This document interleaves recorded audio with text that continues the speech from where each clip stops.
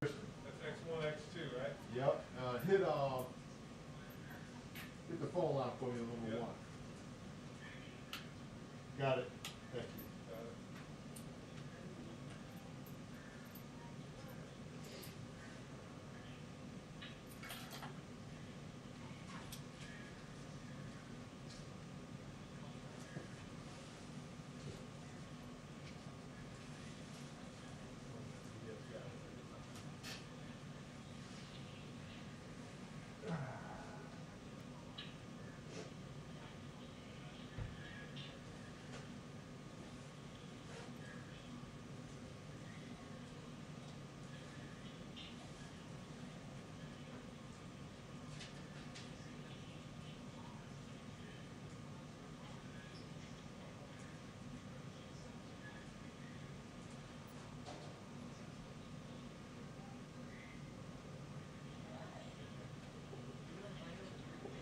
I am, yes. 2-minute warning on the press briefing. 2-minute warning on the press briefing. Thank you. I hope it worked out. Kelly, I hope it worked out. You hung on like white knuckle till the last moment. Bless you.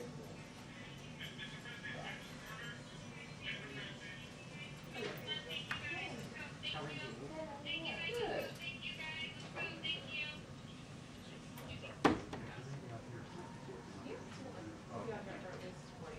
Okay, can I see that cut shot that I sent out? Do I get the bill as a camera right now? Kelly? Your brethren and the TV biz will be pleased if you send a pet shot out. Thank you. All right, good.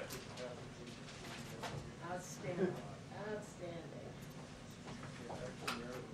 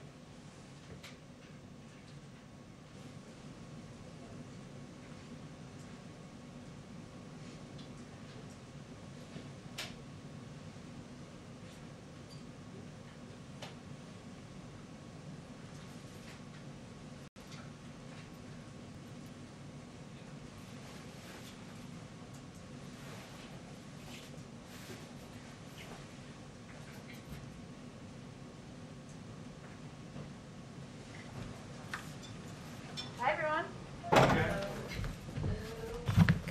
Good morning. Good afternoon. Good morning. Okay, a couple of items for you all at the top. Yesterday, the president laid out a once-in-a-century capital investment in America that will meet our current infrastructure needs, invest in manufacturing, research and development, and the care economy, rebuild our economy, and create good-paying jobs for American workers. Since then, we've seen praise for the president's vision from across the political spectrum, from business to labor, economists, and climate leaders, in addition to support from bipartisan majorities of the American people. The U.S. Chamber of Commerce said, quote, "We need a big and bold program to modernize our nation's crumbling infrastructure, and we applaud the Biden administration for making infrastructure a top priority." The CEO of Ford Motors said that, quote, "Ford supports the administration's efforts to advance a broad infrastructure plan that prioritizes a more sustainable, connected, and autonomous future." The president of the League of Conservation Voters said, quote, "Today is a great day for jobs, justice, and climate action." And the international president of the SEIU called the jobs plan, quote, "a game changer for tackling racial and economic inequality." And early polling underscores the overwhelming bipartisan support for components of this plan. Just yesterday, a Morning Consult poll showed that by a 2-to-1 margin, registered voters backed a hypothetical $3 trillion infrastructure package.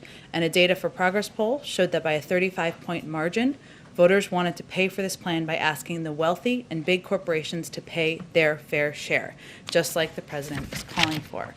2 other items for all of you. Today, the Biden-Harris administration is launching a nationwide grassroots network of local voices and trusted community leaders to encourage people to get vaccinated. We've talked in here quite a bit about how effective and impactful we've seen having community voices, trusted voices, be the people who are getting the information out to communities. So this is a reflection of that. Some of the 250 founding members include NASCAR, the American Medical Association, NAACP, UNIDOS, the Chamber of Commerce, and Catholic Charities. Collectively, the group of founding members has the ability to reach millions of people and deliver critical public health information.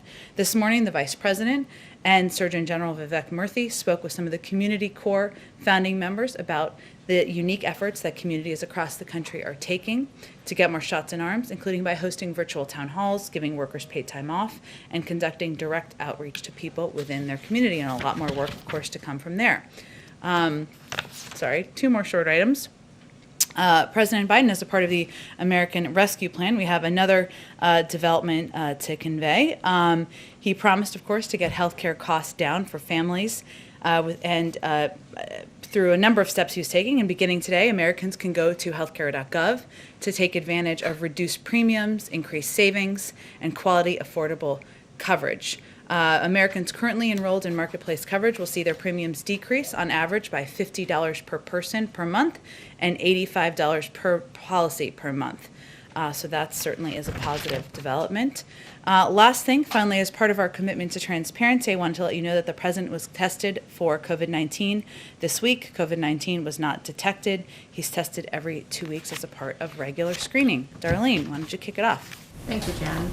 A couple of questions on the infrastructure bill. Can you give us a sense, now that the president has announced the details, what comes next from the White House in terms of travel by the president or the vice president or any other members in the cabinet in terms of selling the plan? And will we see something similar to Help Is Here for the COVID bill? Well, I think you can certainly expect that the president, the vice president, will be involved in making calls, doing outreach, communicating with members of Congress, with governors, with elected officials, and of course with the American people. I will say the piece that's slightly different, or in addition to, is what the president announced at the cabinet meeting, which is that he has asked some key members of his cabinet to serve in a jobs cabinet, to be front and center voices engaging with members of Congress, with leadership in Congress, with governors, with elected officials, with the American public through media and through other direct communications, also traveling around the country to communicate about this plan that he's proposed. So that's another piece of it that you will see grow over the coming weeks. And former President Donald Trump says that the tax increases that are in the corporate tax increases that are in the plan will shift more companies and jobs overseas, and that China will be the big winner there. It also depends on getting countries to stop a race to the bottom on corporate taxes, and we're just wondering, how do you get those other countries to go along with that idea of, not racing to the bottom on corporate taxes? Well, we have a little chart. Maybe we can pull up on the screen here. Hopefully, we'll cue it to come up just to show. Was it up before? Well, we'll bring it up again because it's a relevant one for people to take a look at. That just shows the journey of corporate tax rates over the course of the last several decades. The fact is, the corporate tax rate at 21% is lower than it has ever been in the past. What we're talking about is raising it to 28%, which is lower than it's been in the past several decades for most of that period of time. And it goes back to a rate that was the case during part of the Bush administration. See, as you can see here. Now, during the 60s, it was up over 50%. Obviously, that's incredibly high. And it's gone down progressively. And it was in the mid-30s, as you can see, through about 2015 or right before then. And then it went dramatically down. What we're talking about is just raising it to a rate that is lower than it has been through the vast majority of time over the last 70 years. And we think that's an incredibly reasonable proposal. I will say that in the wake of the 2017 tax giveaway to corporate America, I should say, 91 of the Fortune 500 companies paid no federal taxes. No, zero federal taxes. That is not something that the American people believe is fair, that we believe is fair. And what we're talking about here is making adjustments to the tax code to make it more fair, to invest in our infrastructure, invest in American workers, so that we can be more competitive over the long term. And then lastly, earlier today in Kentucky, Senator McConnell was talking and said that the package, quote, is not going to get support from our side.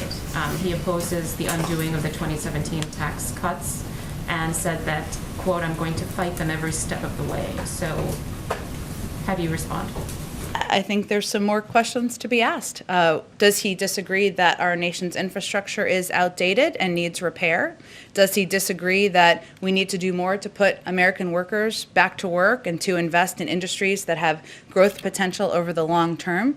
Does he disagree that 1/3 of the country who doesn't have broadband access should have access to broadband? There are a lot of areas where there is agreement with across the political spectrum, from investment in infrastructure, doing more to be competitive with China, and what we're really talking about here is how to pay for it.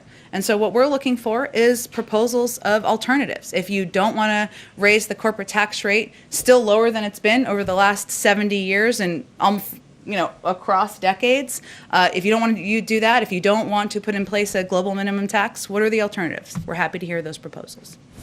Go ahead. Thanks, Jen. Yesterday, when President Biden spoke about corporate taxes, he specifically named Amazon out of the kind of Fortune 500 companies that have paid zero federal taxes. Why did he just name Amazon? It's just an example. As I noted, there were actually 91 companies who didn't pay any corporate taxes in 2018, so there were many to pick from. And about the Baltimore plant, we understand that there is a contamination of about 15 million doses. When did this happen, and when did the administration find out? Well, the issue was identified as part of rigorous quality control system checks, and HHS made us aware late last week. And so we understand that this supply is headed to Europe and not for the United States. But how does that really overall sort of change J&J's supply plans? And were they planning to use this plant to deliver the 24 million doses they had planned to deliver by the end of April to the United States? Well, the issue doesn't impact, one, any of the J&J doses that are available, of course, already on the market. Johnson & Johnson has made clear that they expect to deliver 24 million doses in April, and that they expect to meet their commitment of 100 million doses by the end of May. So we are looking forward to that. Obviously, these are doses that the U.S. government has purchased, but we also have plenty of doses from Pfizer and Moderna regardless. So there is no supply disruption caused by the Baltimore plant for U.S. supply going forward? For U.S. supply, for the supply that we are anticipating through the course of May, we have been assured that that they expect to meet those deadlines. And one more about Hong Kong. As you're aware, there were 7 pro-democracy veterans who were advocates, pro-democracy advocates, who were arrested yesterday. And this is obviously, a continuation of Beijing trying to quash pro-democracy protests in the country. Do you have a comment Is the administration monitoring that situation even now? We certainly are. Today's politically motivated convictions in Hong Kong of 7 pro-democracy activists once again shows the degree to which Beijing seeks to crush all forms of peaceful dissent in the city. These activists were taking part in a peaceful demonstration of over 1.7 million Hong Kongers protesting for the autonomy and freedoms promised to them by the PRC. Their conviction is yet another example of Beijing eroding Hong Kong's freedoms and failing to live up to its international obligations under the Sino-British Joint Declaration. Go ahead, Kelly. Did the company, once the company informed the administration about the timing of the problems at the plant, there's so much focus from this White House about transparency. Was there an obligation to speak about this earlier than acknowledging today that you knew last week? Well, I think it's important for people to remember that this plant has not been FDA approved. It's still going through a rigorous review, and J&J is, of course, working through that process to bring the facility online and gain authorization. So HHS updated us. In fact, this is probably the process working as it should. HHS updated us on J&J's manufacturing, including where things stood with the facility at the point where they learned about the issue. It wasn't going to impact our supply. It wasn't going to impact the supply to the American people. And of course, J&J is working through this with the FDA. So we'd certainly refer to them on the process. On the infrastructure, climate, jobs plan, the president also talked about inviting Republicans to the Oval Office. Yeah. Given the comments from his longtime friend Mitch McConnell, do we have that on the books yet? And do you anticipate that there is any legitimate room to move? Or is the White House really settling into the idea that this will be a Democrats-only push in order to accomplish this big priority? Well, we just announced the proposal yesterday. There's a long history of agreement on infrastructure and the need to invest in infrastructure, the need to take steps to be more competitive with China. We feel there are a lot of areas of agreement. And the president will certainly be inviting Republicans and Democrats here to the Oval Office to have discussions and meetings about the path forward, to hear their ideas. There are some differences between the ARP. The ARP, the American Rescue Plan, was an emergency package. We needed to get it done as quickly as possible to get the pandemic under control, get relief direct checks out to Americans. We've got a little bit more time here to work and have discussions with members of both parties. We want to see progress by Memorial Day. We'd like to see this package passed by the summer, but I certainly expect when Congress returns that the president will be inviting members to the Oval Office. And when you consider that timeline, certainly there are Democrats, and especially the most progressive Democrats, who would like to see the ability to get this done quickly in order to touch on some of the other priorities that are in different topic areas. Is there a real sense, though, that you can work with Republicans when the leader says there will be no support, when the House Republican leader, Kevin McCarthy, says we love infrastructure, but we don't like this tax idea? Is there any room left? I think that's a question for them. They support investment in infrastructure, right? They believe we need to do more to compete with China. Maybe they don't believe we should pay for it. If so, they should say that. Maybe they have different alternative ideas. There have been some proposals out there about user fees or gas taxes, essentially. We don't agree with that. We don't believe that the cost should be on the backs of the American people. We believe that corporations should be able to bear the brunt for investing in America's workers. But they can come forward with their ideas. We believe we can start from a place where we agree. And given that the COVID economy has been hard on so many businesses, is this the time to try to increase taxes when they are not really out of the COVID slide of the economic impact of the pandemic? Well, what we're talking about here, that's exactly why we shouldn't be increasing taxes on the American people, on people making less than $400,000 a year, why we shouldn't be putting in place user fees, because people are still trying to get through this period of time. Corporations who have had their tax rate lowered to 21%, lower by a great margin than it's been ever in history, corporations that didn't pay any taxes in 2018, we think they can afford to help rebuild our workforce, help invest in industries of the future, and make sure our infrastructure makes us competitive with China. Go ahead, Peter. Thank you, Jen. You just repeated what the president was talking about yesterday. You want corporations to bear the brunt of the $2.25 trillion over 8 years. But there are these calculations now that the corporate tax hike is not going to raise that much until 2036. So I'm curious where the rest of the money comes from. Well, as was outlined in detail in our plan, we're talking about paying for an 8-year investment over the course of 15 years. And given that the investments are short-term investments, investments that are temporary, we actually would more than make up for the cost of these investments over time. And one of the most colorful examples that the president used yesterday, he asked if people remembered a bridge going down, but only 5% of the spending in this package goes towards roads and bridges, and I'm curious why that number is so low and something that is being sold as an infrastructure package. We're actually selling it as a once-in-a-century or once-in-a-generation investment in partly our infrastructure, but partly industries of the future, American workers and the workforce. And there are areas like broadband, which maybe is not a physical bridge, but 1/3 of the country doesn't have access to broadband. So that impacts workers who have been working from home, kids who are trying to learn at home, parts of the country where they can't have jobs, where they're working remotely. We feel that that is an area where we can improve, expand access, and as a result, be more competitive with the country, with other countries, I should say. And then on immigration, has the White House considered beefing up border security now that there is video of a 3-year-old and a 5-year-old being thrown over the wall in New Mexico? Beefing up border security.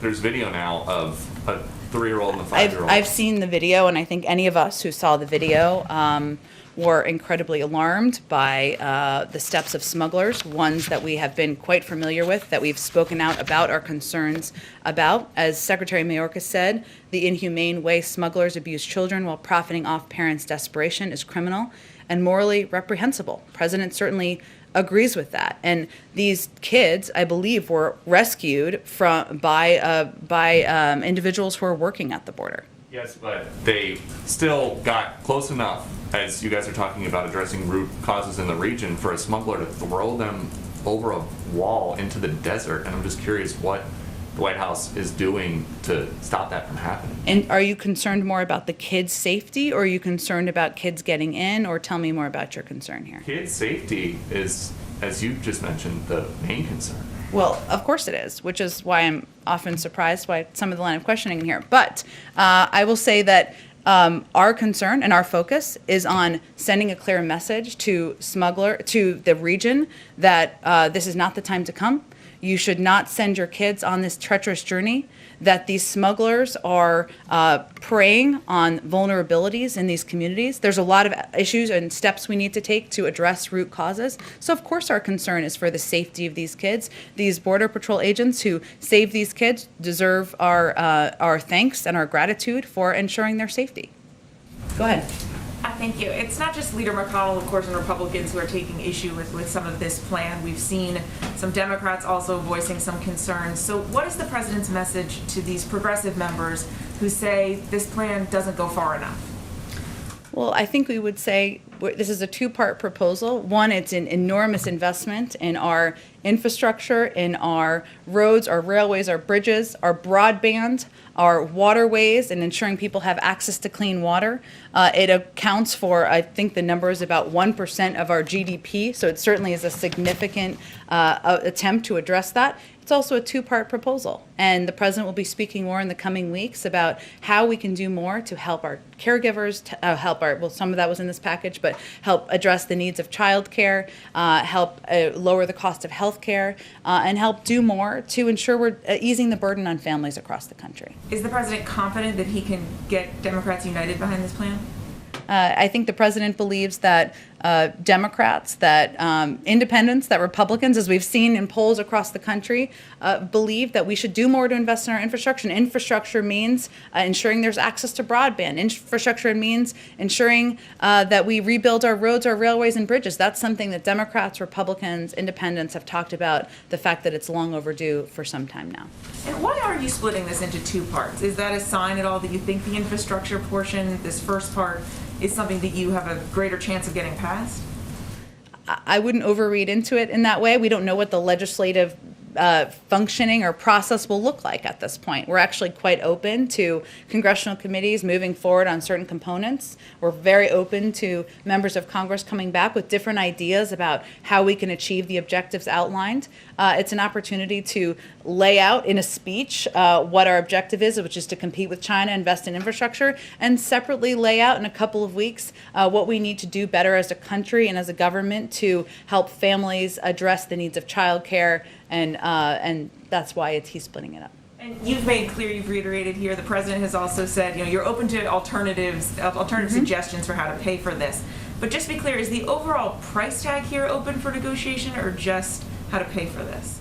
The president proposed, based on the advice of economists and economic experts, how he feels we can achieve these objectives. We'll see what others come forward with in terms of different proposals or different ways to rebuild our infrastructure and ensure we're competing with China and better positioning ourselves in the world. And just one last question on the impact of this. The president said yesterday that along with the stimulus bill, an estimated 18 million jobs could be created with this plan. We've seen a recent S&P forecast estimate that more than 2 million jobs would be created. What's the range that the White House thinks in terms of how many millions of jobs will actually be created by this plan? We expect there'll be a number of outside economists who will, and economic forecasters who will do projections in the coming days. We'll see what those look like. We expect them to be right in the ballpark of what the president said yesterday. But why not put out your own suggestions here? I mean, you're asking for $2 trillion. Why not put out an estimate of how many jobs will be created? We certainly expect there'll be a range of numbers that you all can refer to that are done by outside analysts, and that that's a really effective way to give a sense to the American people of what can be expected from this package. Go ahead. Thanks, Jen. Since Senate Minority Leader Mitch McConnell's already said that Republicans aren't going to play ball, she kind of took my question a little bit, but if Republicans came back with kind of a skinny infrastructure package, maybe brought back something that didn't include the $400 billion, I guess, for in-home help for disabled people, said maybe include it in the second package that you're working on, would the White House be open to that, to looking at a different package? I'm just not going to negotiate from here, obviously. We're certainly open always to hearing ideas and proposals from Democrats and Republicans. We certainly put in the caregiving component of the package, the president did, because he believes that there is a huge impact on our workforce of caregiving has a huge impact on our workforce, the cost, the time, the energy, the effort, and it is something that is keeping people from out of the workforce, keep preventing them from progressing in their jobs. So that's why he included it in there. If Republicans disagree and don't think that that's an issue in our society, then they should come forward and certainly convey that. Does President Biden support ending the Trump-era limit on state and local tax deductions, otherwise known as SALT? One Democrat saying no SALT, no deal on infrastructure. What's the president's stand on that? If Democrats want to propose a way to eliminate SALT, which is not a revenue raiser, as you know, it costs more money, and they want to propose a way to pay for it, and they want to put that forward, we're happy to hear their ideas. Go ahead. Thank you, Jen. I know this is a follow-up to the last question, but just specifically, are there red lines in the first phase of the infrastructure bill on things like the on the money that's earmarked for racial inequality, racial equity, the pot of money for the $400 billion for seniors?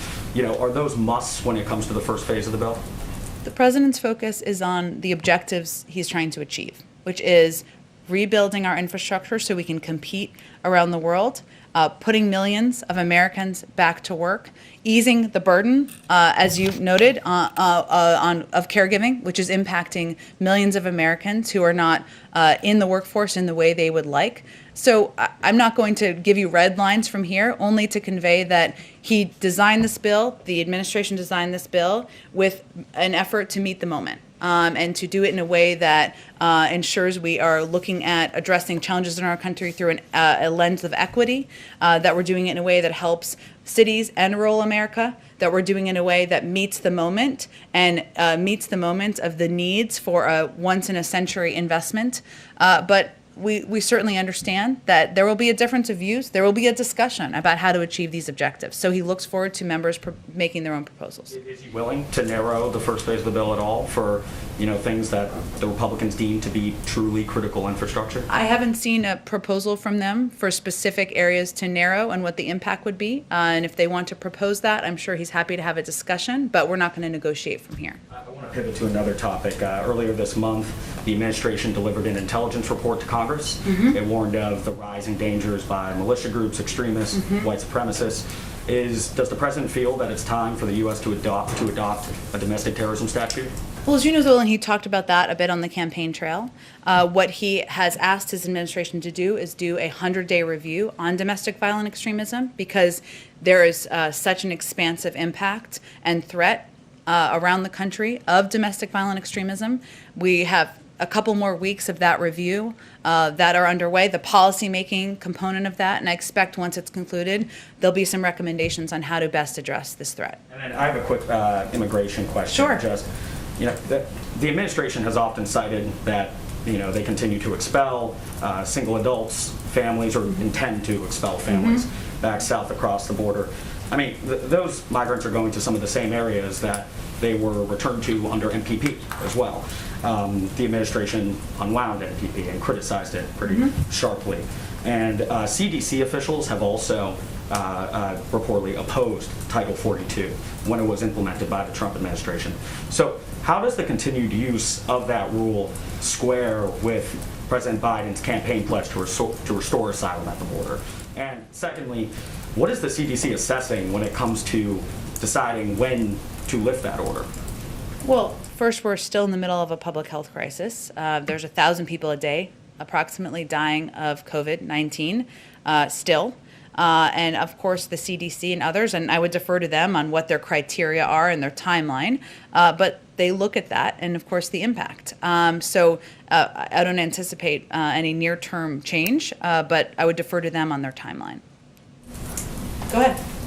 On the list of the most urgent infrastructure projects that you have identified as an administration, when will the White House put out a list of those projects as outlined in the plan, and which agency is in charge of this? Well, there's a jobs cabinet and council, or jobs cabinet, I should call them, that will be playing a variety of roles, including in the internal policy development process, and engagement with Capitol Hill, engagement with governors, engagement with the American public. Once the bill passes, there'll be a competitive bidding process.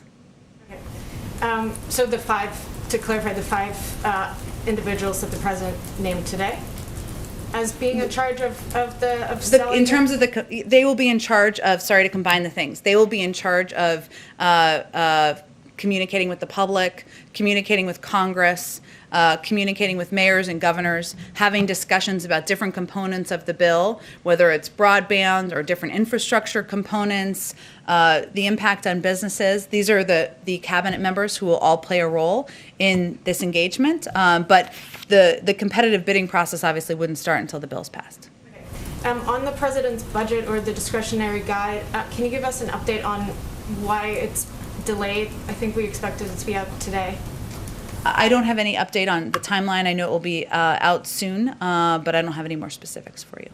And then one lastly, on the president's interview with ESPN last night, he was obviously very critical of the Texas Rangers reopening their stadium at full capacity in the middle of the pandemic. Apart from urging people to wear masks, wash their hands, socially distance, is the president planning to take any other measures to try to slow the pace of the reopening and engaging with governors, especially as we see a rise of cases in a number of states? Well, his focus is on action, and so you've noted some of them, but it is when he saw an urgency in the rising cases, we took some urgent action, including more than doubling the number of pharmacies that will have the vaccine, increasing our commitment and our investment in mass vaccination sites and community health centers. His view is the more people we can get vaccinated more quickly, the better positioned we will be. So that's where his focus is. Are you worried that the reopening and rise in cases will pace the vaccination pace? I would leave it to our health experts to make predictions of that kind. I would say that what we have control over here is how rapidly we can get the vaccine out, how many locations we can ensure the vaccine is available to the public in. We can continue to do more to meet people where they are. That's where our focus is. I'd also note that though some governors have rolled back public health guidelines, something obviously we wouldn't support given the public health guidelines are in place, a number of mayors, local elected officials, businesses have kept them in place even in a number of those states because it's not a political issue and they have taken those steps in order to keep the people in their jurisdictions safe. Go ahead. Thanks, Jen. So during the campaign, the president signaled his support for expanding paid family and medical leave. Mm-hmm. I know the provision was enacted during the pandemic, expired, and paid leave wasn't in the stimulus package. Is paid leave something that the president will commit to including in the second part of his infrastructure proposal? Well, there's naturally still ongoing discussions about the final pieces of the package. He does believe that it is.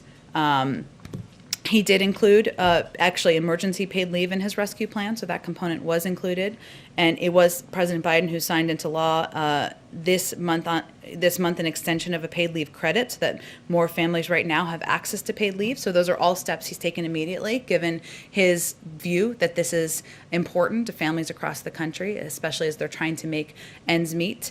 And he's been clear about his support for permanent paid leave and medical leave, paid and medical leave. But I don't have anything to predict for you in terms of the next package.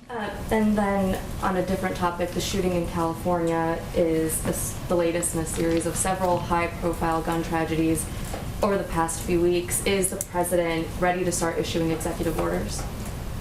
Well, first let me say that the disturbing news of gun violence in Orange, California, that resulted in the tragic loss of lives, innocent lives last night, is yet another example of senseless gun violence that occurs all too frequently and underscores the need for legislation to expand background checks, something that's worked its way through the House that the president certainly supports, to ban assault weapons and high-capacity magazines and remove liability protections for gun manufacturers. The president, there is an ongoing review of executive actions and something that he is certainly personally committed to, and hopefully we'll have more to say on that soon. Quick follow on that. It's my understanding that a number of gun violence prevention advocacy groups have requested a meeting with the president.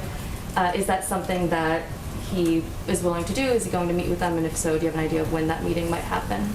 I don't have any predictions for you in terms of a meeting. I will say that the president has worked hand in hand with a number of these groups for decades. As somebody who fought to get the Brady Bill passed, who fought for an assault weapons ban and getting that into law in the 90s, who led the effort to put in place nearly 24 executive actions while he was vice president. He's certainly been a partner and will continue to be an advocate as president for additional common sense gun safety measures. I will say that there is in the American Jobs Plan, and there was a lot in there, so this was a piece that didn't receive as much focus, a proposal of $5 billion investment over 8 years to support evidence-based community violence intervention. And this is a step that, of course, would help on gun violence and community violence. We also know that violence is a public health crisis disproportionately impacting Black and brown communities and Americans, and a key part of community violence intervention strategies to help connect individuals to job training and job opportunities. So it's part of his job effort, but certainly another effort that many of these gun safety organizations feel is important, addressing community violence in order to reduce that across the country. Go ahead. Just want to follow up on SALT. You're saying that if Democrats are able to negotiate SALT, they have to find the revenue somewhere else, because as you say, it's a revenue reducer that they need to balance the books some other way. Unless they think that a package doesn't need to be paid for, or that doesn't need to be paid for. So we're open to hearing ideas and proposals. I just think for clarity purposes, and a lot of people know, but eliminating SALT obviously is a revenue, not a revenue raiser, and it is something that either would have to be paid for or not. But our focus right now is on ensuring that we are getting relief to the broad swath of the American people who are most impacted by the downturn, the 10 million Americans out of work, people who are looking to be a part of growing industries of the future. But we understand that many Democrats, or some Democrats, I should say, are focused on that and interested in discussing it. We're happy to discuss it with them. So my colleagues at the Miami Herald have been talking with undocumented immigrants who have struggled in South Florida to get vaccinated because they don't have a driver's license or other federally issued ID. I know that the federal government doesn't always set those standards, but what can you do is there anything the administration can do to set guidelines or to advocate on their behalf? And are you concerned about undocumented immigrants not receiving a vaccine? Well, certainly, the more people who are vaccinated, whether they're undocumented or not, the safer we are as a country. And that's certainly the president's point of view. And as you noted, that is not our federal guidelines. I will have to check if there's anything we can specifically do in South Florida or parts of Florida where this is having an impact. And happy to follow up with you on it. Go ahead.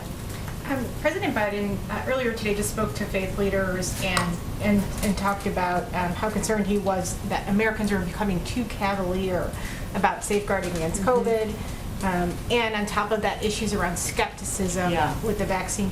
And then we also have these variants. Is there some way that you can characterize how worried Americans should be right now about the severity of another COVID wave? Well, I'm not here to scare people. I think, though, we have been saying from the beginning that we need to be vigilant and that we are still at war with a pandemic. And that has been our consistent message from the federal government. One of the reasons why the president did the meeting with faith leaders today is that we've also seen that it is the most powerful voices, the most impactful voices in communities are those who are leaders in their community. Sometimes those are faith leaders, civic leaders, local doctors, and that's why a big part of our investment is, as we look to the next stage of this, which is a focus on vaccination, is in those communities. So I think that was the purpose of the meeting today. But I think, to be clear from here, we've seen progress around the country. We've seen, of course, the data of the number of people who are vaccinated, but we also need to remain vigilant, and that's why the president repeats that message at every opportunity. You said you're not here to scare people. It's been Biden's message. I will always be frank with people. And do you think that the administration is doing that right? Absolutely, we are conveying, and we've conveyed consistently, nearly at every opportunity, that we need to remain vigilant. People need to still wear masks. They need to social distance. They need to hand wash. That even as more people get vaccinated, even as people are vaccinated, if you get vaccinated with Pfizer, you get your first dose. 3 weeks later, you get your second dose, and it's not until 2 weeks after that it has the full impact. That's 5 weeks after the first dose. So even as more people are vaccinated, we need to remain vigilant. That's been our crystal clear message from the beginning, from this, and consistently, even as people have felt that we did not need to abide by the guidelines in some parts of the country. Go ahead. Thank you. The administration is praising its results in terms of a vaccination campaign. But when it comes to vaccine diplomacy, it remains clearly behind China or Russia. Is the White House considering any measure apart from the participation in COVAX to catch up with those countries before the entire American population is vaccinated? Our focus remains on ensuring the American people are vaccinated, and we, of course, remain open to a range of options of helping and being a part of the global community moving forward. But that remains our first focus. So there will be no export before the end of the American We exported campaign. some doses of AstraZeneca to Canada and Mexico, so no export. We obviously will consider a range of options, but our focus remains on vaccinating the adult Americans in this country. Go ahead. Thank you, Jen. We reported earlier today that Senator Joe Manchin has privately expressed to some co-sponsors of the Equality Act that he is not yet on board with voting for that legislation, which obviously makes his path to breaking the filibuster even more difficult. If that ends up happening, if it ends up being thwarted by the filibuster, has President Biden given any thought to considering support for the Fairness for All Act, which is being floated as sort of a compromise measure by moderate Republicans? I'd have to check with our legislative team on that. It's a great question. I can follow up with you after the briefing. I do like sort of follow up. Go ahead. Because some community leaders that I've spoken with about the Fairness for All Act have pointed to specific carve-outs, like allowing some businesses with fewer than 15 employees to deny service to someone for being LGBT as being really tough pills to swallow. Would he commit, or could this administration commit at this point, to not signing legislation that would create carve-outs like that? I think the president supports the Equality Act. He's been clear about that. I don't think I'm going to get too far ahead down the rabbit hole of this while it's still being negotiated through Congress. Go ahead in the back. So thank you, Jen, by the way. The fourth key element in the American Jobs Plan is invest in R&D. And one of that in there is bringing critical supply chains back to the United States. What specific incentives is the administration going to give companies? Are we talking about tax breaks, direct payments, and then would there be disincentives, meaning tariffs put on items that are not brought back, or critical supply chains that are not brought back? It's a really great question. I know there's a supply chain kind of meeting coming up that is being hosted by our NAC director and our Jake Sullivan, who's our national security advisor, where I'm sure they'll discuss a range of issues. And I'm sure this will be a discussion with members of Congress as they're engaging with our jobs cabinet. So it sounds like there's more to discuss on this topic. So you don't know if it's tax incentives at this point? I'm sure I can get you more specifics on it after the briefing. One other subject. In Georgia, talking about the voting bill that was just signed from the governor, community organizers have threatened boycotts on big companies like Delta, Coca-Cola, Home Depot, in part from some of the information that's come from the president. In his last news conference, he said that the bill requires voting to end early at 5 p.m. And you've said, and some others said, that words matter. The bill actually standardizes voting hours by counties and adds Saturdays and Sundays voting, and it also allows extended hours from 7 a.m. to 7 p.m.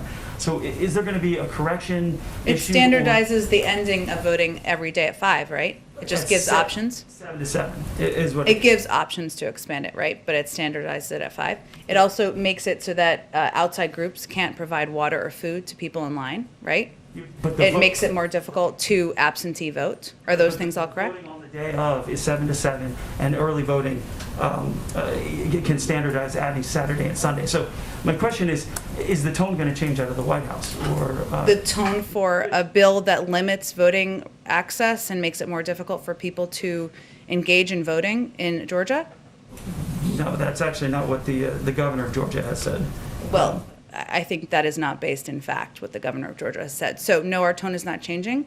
We have concerns about the specific components of the package, including the fact that it makes it harder and more difficult for people to vote by limiting absentee options, by making it not viable, not possible for people to provide water to people who are in line, by not standardizing longer hours. So if you're making it harder to vote, no, we don't support that. Go ahead. Quick one. Is the president considering giving an address, a joint session of Congress near the 100-day mark? He is definitely considering giving a joint session address. I can't wait till we finally announce this because I know you all really want a date. We're working with leaders in Congress to finalize that. I just don't have a date quite yet for you. Gotcha. And then a quick follow-up. Why haven't refugee flights continued at this point? Last month, the president did announce that he intended to raise the refugee cap before the typical, end of the fiscal year where it traditionally happens. That hasn't seemed to happen yet. Why haven't those flights continued? He remains committed, but I don't have an update on the timing of the flights. Does it have anything to do with the fact that resources are going towards the border at this time, or? No, it's not related to that, no. Thank you, Joe. Thank you, everyone.